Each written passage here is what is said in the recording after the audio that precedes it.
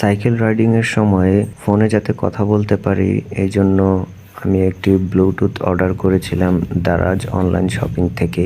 ব্লুটুথটি unboxing করতে যাচ্ছি, পাশেই থেকো।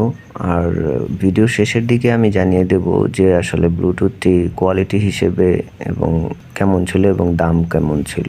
প্যাকেজিংটা খুবই ভালো ছিল, ইনটেক ছিল বক্সটি।